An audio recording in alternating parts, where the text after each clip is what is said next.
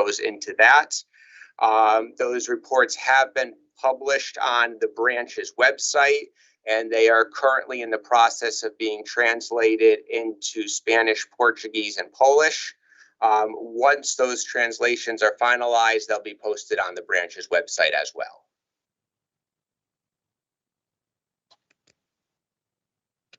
So that the next agenda item is the website. At our past couple of LEP committee meetings, we have talked about revisions to the branch's website. Viv, Brittany, Allie, and I, last summer or prior to last summer, I forgot which, did a search of other LEP websites that states have. We were trying to make ours more user-friendly, and so in looking at what other states have done, Heather and I were also involved with updating the branch's ADA webpage with the same thought in mind of making it more user-friendly to folks. The ADA page has launched and is available online. I'm going to try, hopefully, successfully, to demo the web page that we have created for your thoughts. And let's see, hopefully everybody can see my screen.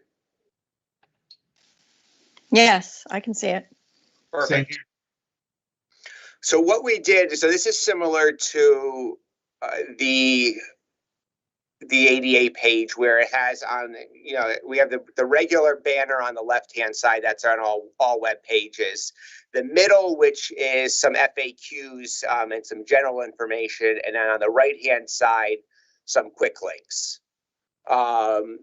And so I'm just going to kind of run through it. I don't know if anybody's had the opportunity to look at the link over the past couple of days, but I will run through it now. And then if you have any suggestions for improvement,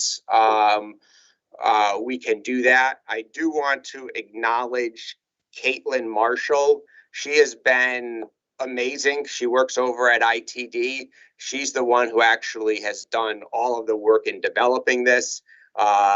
She turns around everything we ask for really quick.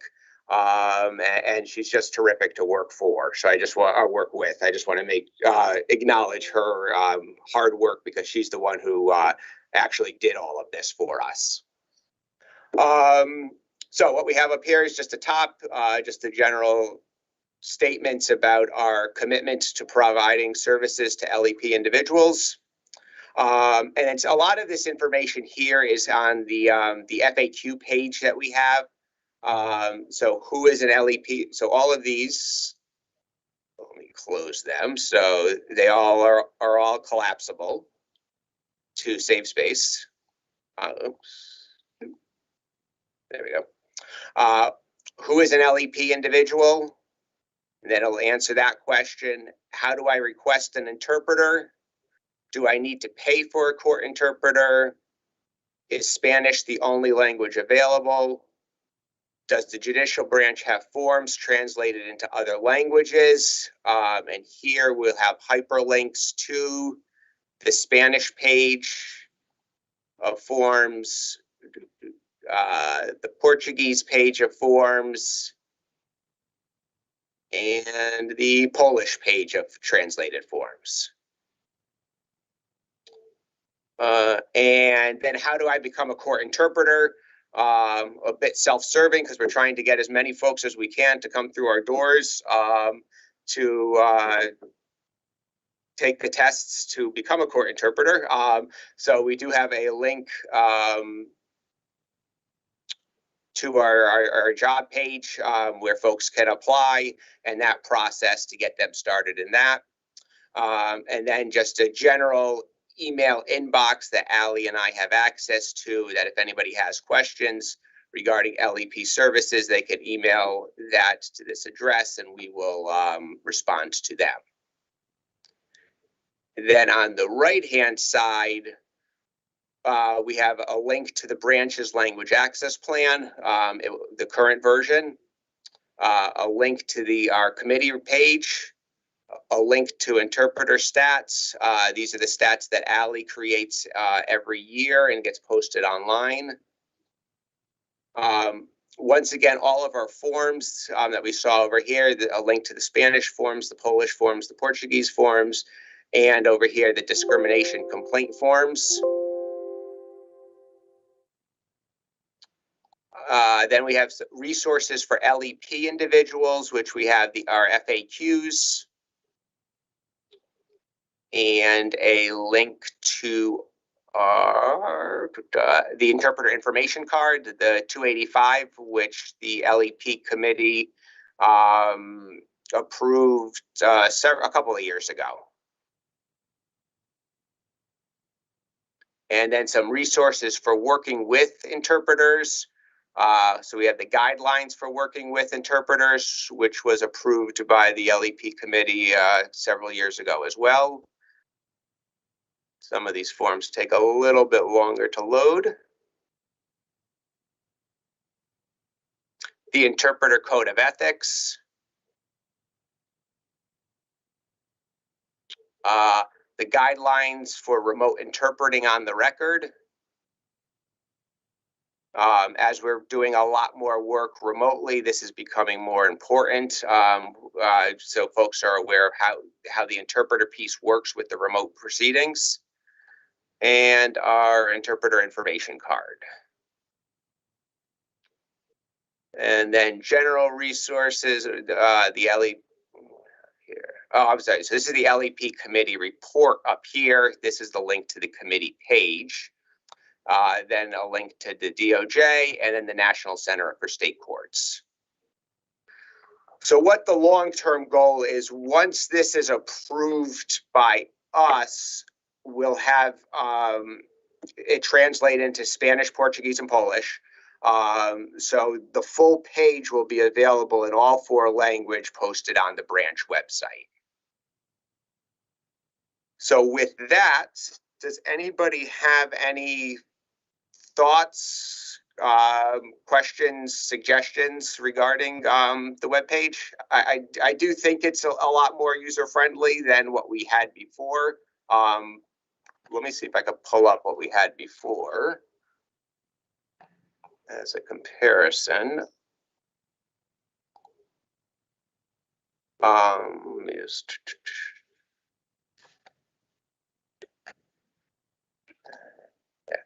Yeah, so this is what it looks like currently.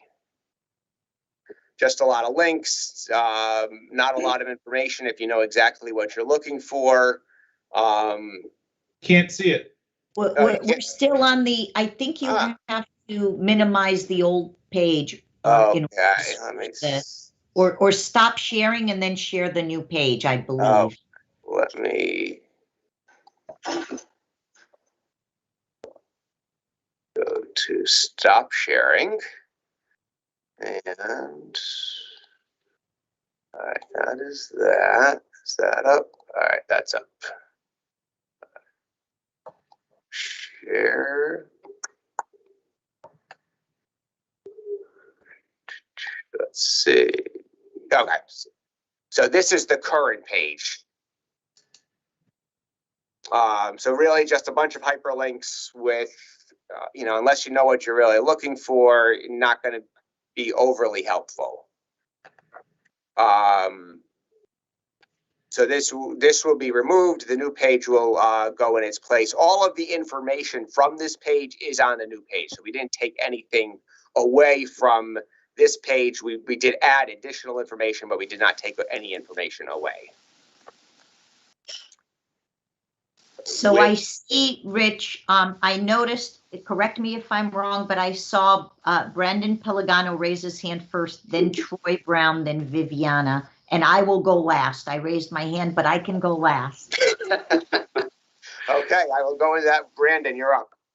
So first of all, it looks fantastic. I love what I'm seeing, and it seems obviously user-friendly. A question I had, when you logged into the Spanish, the Polish, and the Portuguese forms, it was too quick. Are the descriptions of the forms written in English on each of those pages, or are they actually translated so that if someone who speaks Polish goes onto the website and we direct them and say, go to the website and pull down the fee waiver. If you can log on, is it written in English? Because I wonder if it is, maybe down the road, we could also place it in the current language that they're looking for. No, that is a good point. Viv, is that something that you think would be, it is in English, Brandon, to answer that Okay. question. Do you think that would be an issue on the forms end of doing that for the website, of changing the forms? Because I do think that's an interesting point. Yeah, I don't think it's a problem. I think it's something that our forms manager, Carlo, would probably have to input into the website. Sure. Okay, but no, that's a good point. I will keep that in mind and write a note to myself on that. Because when we do have other things to talk about forms in the committee today, which will necessitate additional conversations with Carlo. So that's good. Okay.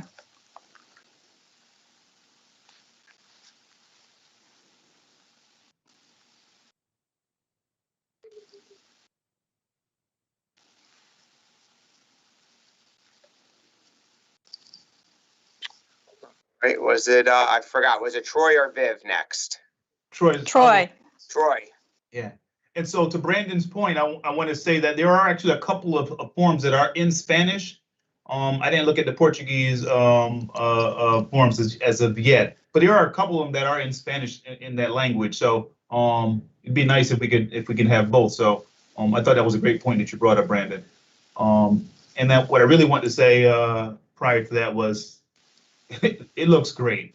I navigated it earlier on, and I was like, "This is it's a world of difference from the old page, which you just showed us, to this new page." I mean, it's great. I want to thank everybody who participated in that. It is so much easier for me to navigate and to understand the information that I'm seeking. I just want to say nice job to all you guys. Thank you.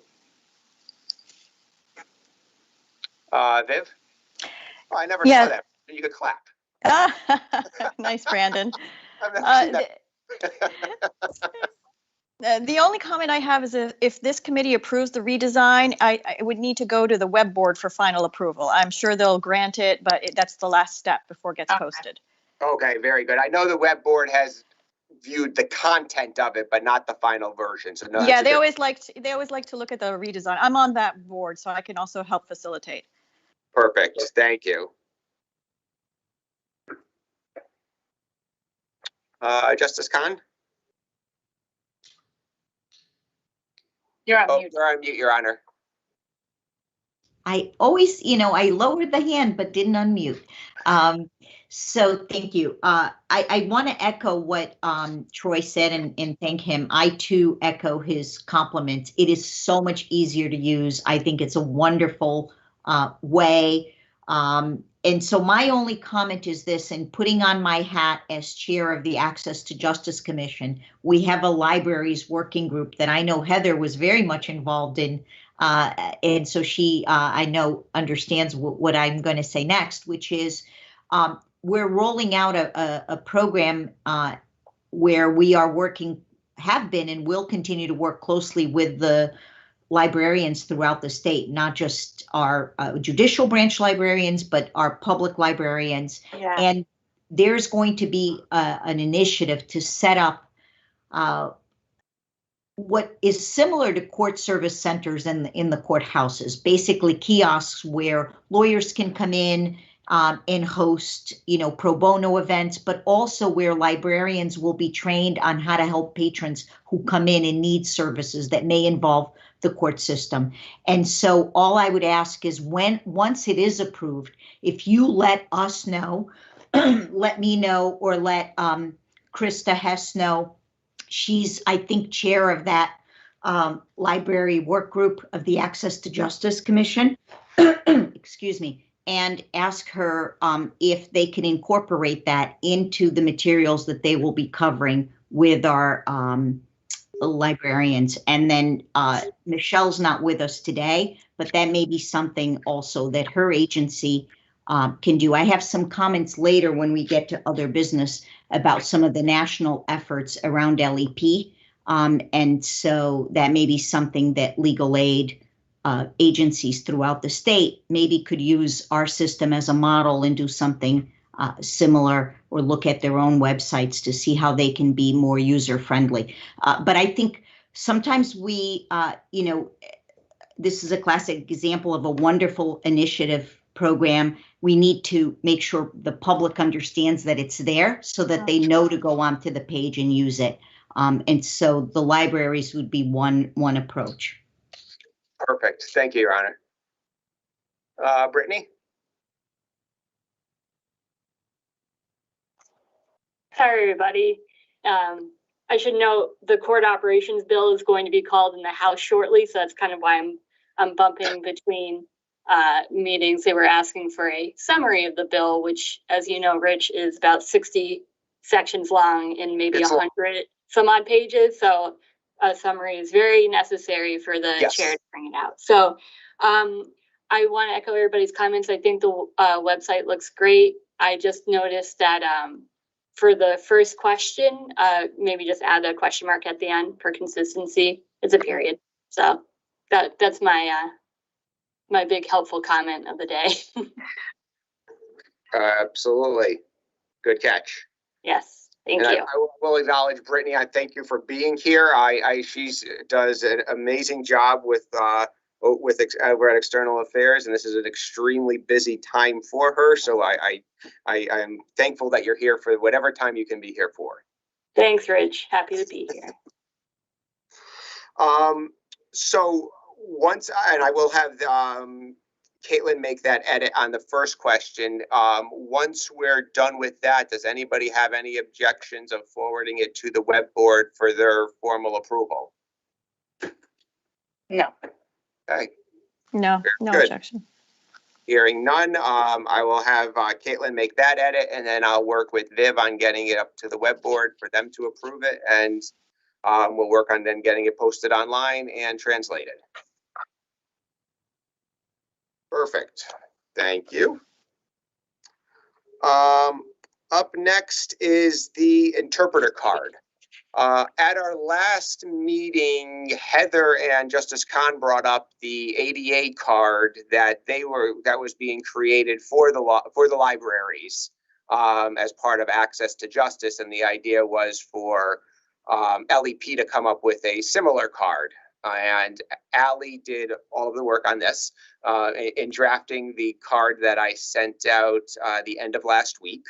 And I was wondering if anybody had the chance to review it and any thoughts or comments about changing it. I know Heather had a couple of stylistic changes, nothing substantive regarding format and layout, which will be incorporated.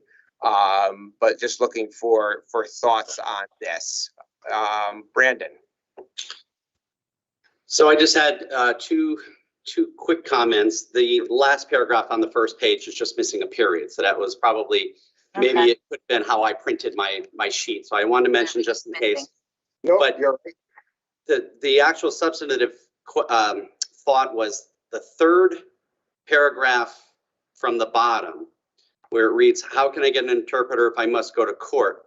So working in the courts, I often see folks coming in the day of their hearing asking for an interpreter. And and then we scramble because we don't want them to leave. We want to make sure they're getting into their court hearing on time. And if you look at the last line, it says, it reads, if you are represented, inform your attorney before your court date. But if you read the top line, it doesn't tell them, it tells them to inform the court as soon as possible, but it doesn't really say before your court hearing. Now, that's not a requirement, of course. It's just helps us better serve them. I just wonder if we could add some sort of language that says, if at all possible, prior to your hearing, inform court staff, or some language to that effect, so it doesn't read differently. It almost appears to me, you know, if you have an attorney, you have to do it prior, but if not, just tell the court as soon as possible. Okay. Yeah, we could work with that language. And just a suggestion, if other folks disagree, then I'll go with the consensus, of course. Thank you. Thanks, Brandon. And I love it. I Thank think you. it's great. I think it's a great suggestion. That's a great catch. And it may be even as simple as adding as soon as possible and Yes. preferably before your hearing, and preferably before your court date, something Right. like to track the language of the second. I think that's a great idea. And I think it helps the IT division. I don't want to speak for Ally and Rich, but I think for them, it obviously helps as well. Absolutely. The sooner we get there, it's much better to get the request before the court date than on the court date. Yes. A point of clarification. Oh, Real quick, a point of clarification. Is this interpreter card, I'm reading what says, do you need an interpreter? I think that's what we're reading from. Is this a replacement of what's on the website right now for the interpreter card? no, so this would be something that would go to the public. I'll let Heather or Justice Khan will probably answer it better than I can. Will go to the libraries. So people who are at, folks who go to the libraries will be able to access this information. Got you. So it was kind of the formatting and the setup kind of mirrored what was done on the ADA side. That's a document that's going to be provided to the public libraries about our ADA services, and this would be a companion to that on the LEP services. Richard, is this something that we also want to translate into the 3 languages? I would think so, yes. Mm-hmm. Yeah, I would say once we have the final version, it should be translated into the 3 languages. All right. Rich, Heather, can I? of course. Yeah, it took me a minute to unmute myself.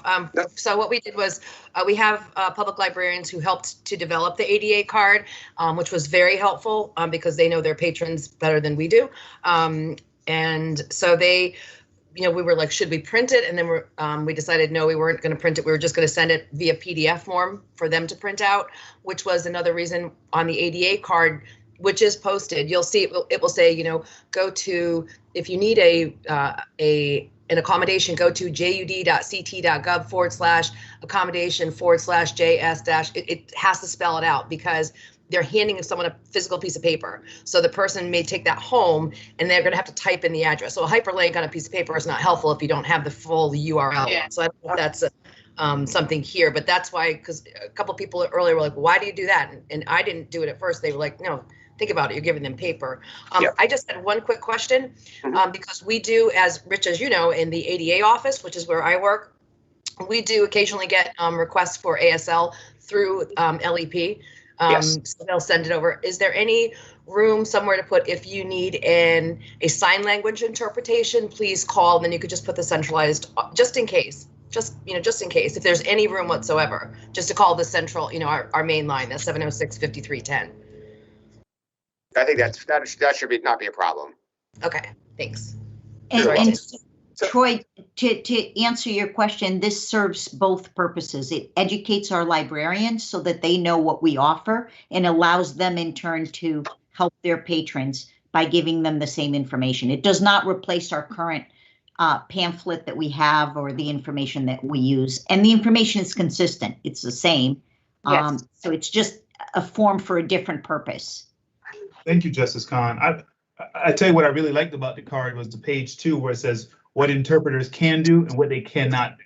Those 2 boxes really stuck out for me. I was like, that's what I would need to know when I'm asking for an interpreter, because I can only imagine how many folks would ask the interpreter to do things that they are not allowed to do. Speak with them individually, alone and things of that nature. So I really like that. And so I was looking on the website to see if I saw that on the card that we have now and in other places, and I didn't see it. So. Right. So Troy, that will be that we do have a document for that, and that will be on the new version of the website. So we don't have that linked off of our current page. Okay. We do have such a document exists, but it's one of those things that's hard to find. But it will be at one of those resources and the quick links on the right-hand side of the new page. Oh, nice. Thanks, Rich. And to add to that, that form was originally created, the guidelines by Ally and Rich, when we were providing interpreters, both staff and contract interpreters, to say a psychologist or a doctor who's doing something for the court doing an evaluation for the court using an interpreter, or it could even be counsel, defense counsel or private counsel who've not used interpreters, to give them a guide that interpreters, what their role is, precise role, and what they can and can't do. So that's where it originated from, the need to do that. Yes. Heather, you mentioned that you were when you did the ADA version, that you were working with some public librarians on that, with creating your document. Do you think it would be beneficial, before we finalize anything, if I were to give this to you, if you were to share it with the same folks or different folks within the library community for their thoughts on the document? Yeah, I think that's a great idea. Krista Cook is the chair. Krista Hess from Court Ops is the chair of that, along with Jeff Dowd and Dawn Laval, who's she's at the State Library. So she's just a phenomenal. She's been really, really helpful. So she had, when I presented her the draft, she sent that out to a couple of people who came back with a good suggestion. So you might want to send it to Krista, or you can send it to me, and I can put it through the same channels and say, I'm your support, this committee support staff, and they'd like to replicate that. Can Dawn, can you have your constituents take a look at it? And I'll go through Krista, if that's okay. Perfect. Thanks, Okay. Heather. I appreciate Sure. that. Yep. Viv? Yes, I agree with Troy that the 2 boxes, what the court interpreter can do and can't do, is very helpful and useful. Is that information already in the newly designed website, perhaps as an FAQ? There's a document that has been created. Let me see if I can. Let me try to get that page back up again. Let's see.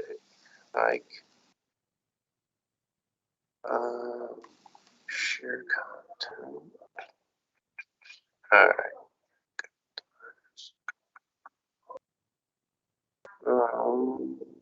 Guidelines. Let me see.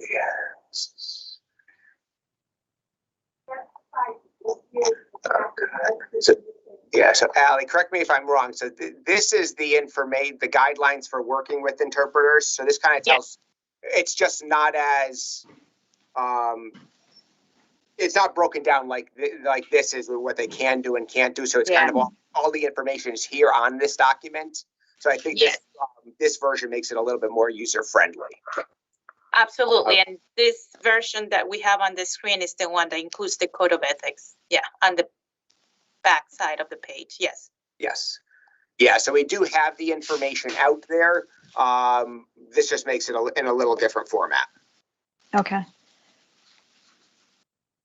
And Rich, if I may, originally, as I said, when Alejandra and Rich developed this form, it was because we were having interpreters helping people who don't typically use interpreters in the either lawyers or professionals like doctors who don't use interpreters, and thought that they could have the interpreter explain legal things or use interpreters in ways that violate their code of ethics. So we wanted them to see the code of ethics for interpreters as well as what you can and can't do.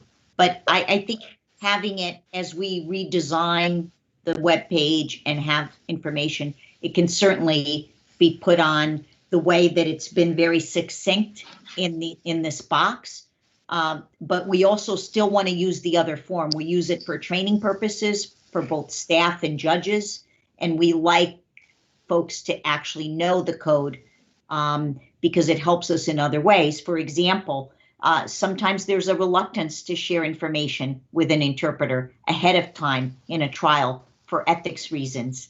When they realize one of the code or the canons for them is that they're guided by the same rules of confidentiality. So there's still a purpose to use the longer form, if you will. But I think it's a good idea that Troy and Viviana make about, to the extent we can incorporate the succinct box in other forms, they may be very helpful. Yep. I hope that answers some of why we have it in the longer format. Yep. And we can most definitely, once this is finalized, in addition to going to the libraries, we could have this version could also be posted on our site under the quick links under resources for LEP individuals. Okay. So we can definitely post this as well on our website. Yeah, I certainly would appreciate it as I was looking through, and I did see this, what you just had on the screen a minute ago, which was the interpreter and translate guidelines for working with court interpreters. I read through that, but it wasn't as succinct as those two boxes. Yep. Very simple, very easy for me to read, and I understood it almost immediately. And I was like, well, that'd be great for the public one snap be able to understand what they're reading. So whatever can be done, that'd be great. No, we will definitely do that. Perfect.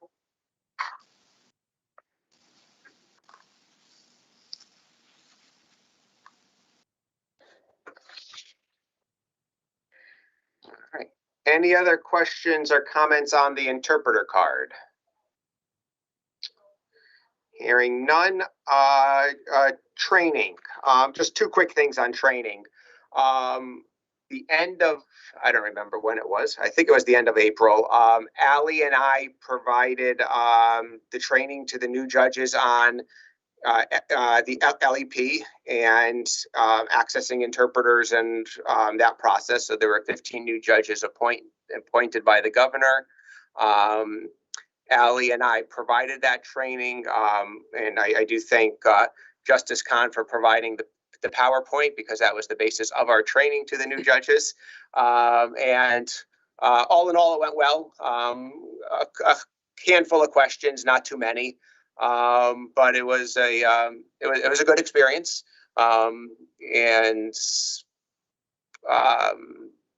They know where to, most importantly than anything, they know where to reach us if they have questions, that they should always call us before moving on from a case, and knowing that we can generally get somebody for them with some patience on their end. And so I think it went well. Allie, do you want to add anything to that?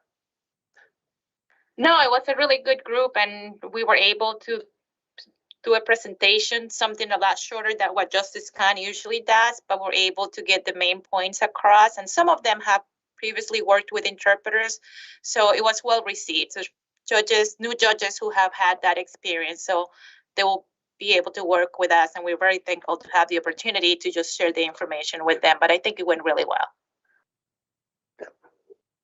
And the other thing on training is something we've talked about for a bit now. I know we talked about it at the last meeting, is the refresher training. So that is something I am committed to doing this summer, is to having a draft done this summer on a refresher training for all branch staff on accessing LEP services. Hopefully, and as soon as that draft is done, I will obviously share it with everybody. If anybody is interested in working with Allie, because I'm going to recruit Allie, and creating it with us, feel free to let me know, and I could give you the document that we're working off of. So it's really going to be, the base is going to be, starting point is the current training that the staff has, which is a 90-minute version. Really just culling it down to hopefully no more than 30 minutes, and really just getting to the nuts and bolts of why we need to provide the services and what the process is of accessing both interpreter and translation services. So that's kind of the goal of this. So if anybody's interested, please let us know, and we'd be more than happy to have help. I won't ask for volunteers now in front of everybody. Feel free to email me after the meeting. Forms. So two things on forms. Allie, Viv, and I met with Joe Del Campo and Carlo, who's the forms manager over at Legal Services, a couple months ago, to talk about two topics. One was which there was already in the works, having an indicator on the forms to indicate that the form has been translated into another language. Happy to report that Carlo has informed us that gone into production. So the online forms now do have an indicator for when a form has been translated into another language. So that was great. The other topic that we talked about was the outgrowth of the access survey, where they wanted to have some sort of language on forms about both providing interpreter services at free of charge and also a appeal/complaint process regarding language services. So that piece is still a work in progress with legal services. Carlo and company over there are trying to develop a template where it would work. I think the big issue is real estate. There's not a lot of real estate on some of these forms. And with what we're asking, to some extent, for it to actually be beneficial, it's not even being just in English, but also in other languages, which makes the real estate issue more problematic, because now you're saying, the judicial branch provides interpreter services free of charge. But if you have that in English and then you want to put it in Spanish or Portuguese or Polish, it just takes up more and more space. So Carlo and legal are working on a template to see what they can do with it. And I'm sure once they have that, they'll share it with us. I do not know what a time frame for that is. I don't know if Viv knows anything further than what I just said. No, I don't have any additional information. So at this point, that piece is still a wait in progress. But they are working on it. They did do the first piece that we asked for, and so that's in production. So now they're trying to figure out a way to do that additional language on the forms. And we'll continue to work with them until we get something.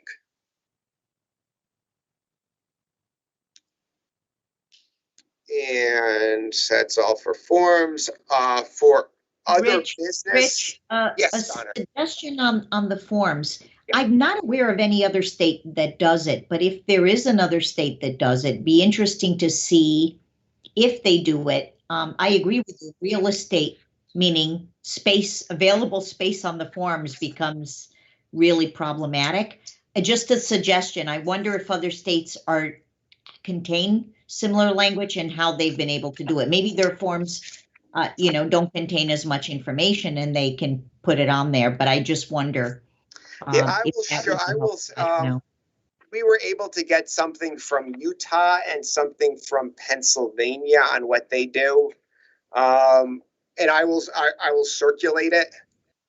Honestly, what Pennsylvania has is kind of like an icon, which is a person speaking, a whole bunch of flags, 1, 2, 3, 4, 5, so 10 flags, and then sign language. Like a logo. Like a logo, and then all it says is free interpreter and a link to their website. Yeah. So that is all that's Pennsylvania. Utah's, at least the one that I have, is much more expansive, but it's 4 pages and one full, it's one full page has a translation of attendance, evidence, interpretation, ADA accommodation, and finding help. So they have those 5 topics. So it's almost a sentence to a paragraph on each of those topics. But we can't put that on all our forms. Exactly. They can't possibly. That's got to be a standalone form. I can't imagine they can use that on their forms. Yeah, so it's a notice of hearing form out of Utah. Yeah. That they gave us. But those are the only 2 examples that we have, and we did share both of those with Carlo and Joe at legal. Yeah, no, that's fine. You don't need to share it with me. I was just curious if other states. It would seem like the only way to fit it would be a logo type thing, but then query, is that enough information? I don't know. Exactly. Sorry, we can move on. So it's still a work in progress. I'm sure, obviously, once we have a draft or some further thoughts from legal, we'll share it with everybody here to get everybody's thoughts as well on what would be best to actually if we're going to do it, we want to actually convey the information we need to convey.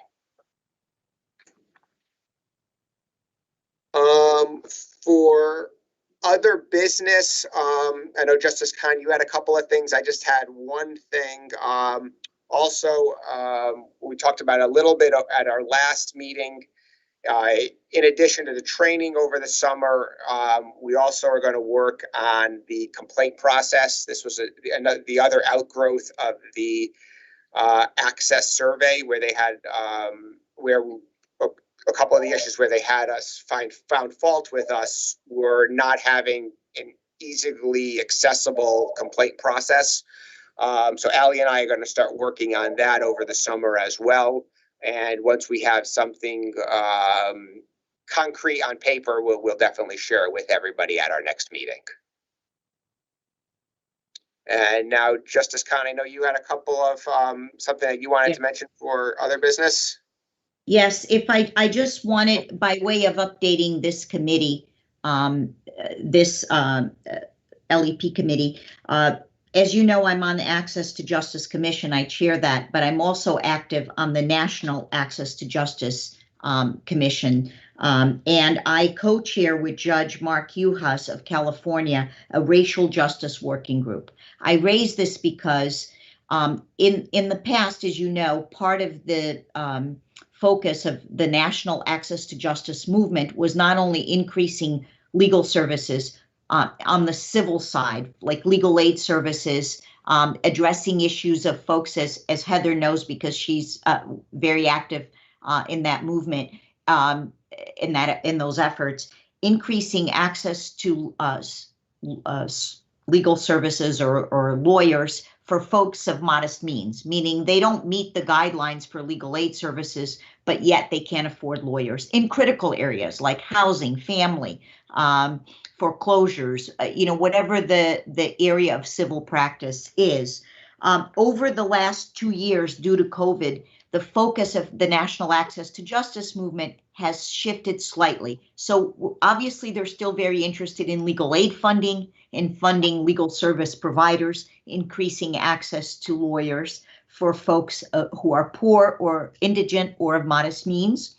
But another focus of the National Access to Justice Commission is now racial justice. And so I co-chair the Racial Justice Working Group nationally with Judge Uhas. And a component of that is access to LEP services. And so I want this committee to be aware that a large component of racial justice is ensuring that often people who are of a different race or ethnicity are also limited English proficient. And so making sure those services are available. Today, from 2 to 3 Central Time, so 4 to 5 Central Time, there will be a meeting of our work group. I'm actually emceeing the meeting this time. I'm the lead chair. We take turns, Judge Uhas and I. There will be a report from Lillian Moy. She's with the New York Permanent Commission on Access to Justice, and she is going to report on the ABA, and SCLAID has issued race equity related revisions to the ABA standards for the provision of civil legal aid. So the American Bar Association revised its standards for the provision of civil legal aid services, and included in that were revisions that relate to race equity issues, and specifically Standard 2.3 are revisions on promoting language justice, which deals exactly with the kinds of issues this committee addresses. And so I probably will be reporting on some of our initiatives, seeing that we are in many ways at the forefront nationally of some of these things we're doing. But I want you to be aware of it, and I will send you the standards. And I ask that if you're interested, you're welcome to join any of these meetings. We hold them every 3 months, and we focus on different issues each month. And so this month, not that language is going to be the only issue discussed. It's going to be all the standards relating to how legal aid agencies and legal aid services, and I wish Michelle was here, provide services, that are equal and fair to all people, and certainly that promote racial equity and how they provide their services. And so that because that's a component, I will share this with our group. I will send you a copy of the standards. They're available obviously online, but I'll send it to you and ask that you focus on standard 2.3. It's hundreds and hundreds of pages.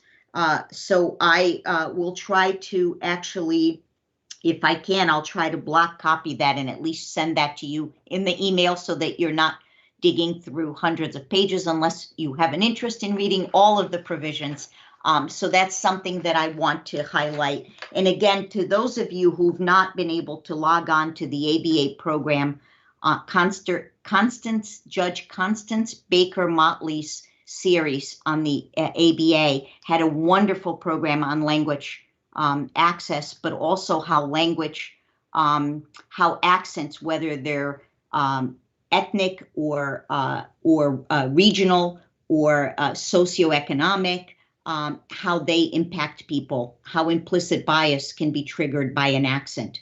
And that was a really terrific program. I know Alejandra and I attended, but if you can, they are tape recorded, and it's really interesting to see those national experts talk about the role of accents and on us as providers of legal services or those of us who work in the legal system. So just those two things. Thank you. Thank you, Your Honor. Does anybody else have any other business that they would like to discuss? Hearing none.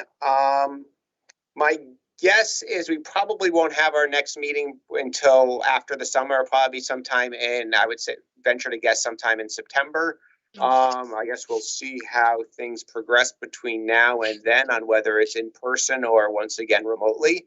And then we'll make our decision based on everybody's comfort level at that point.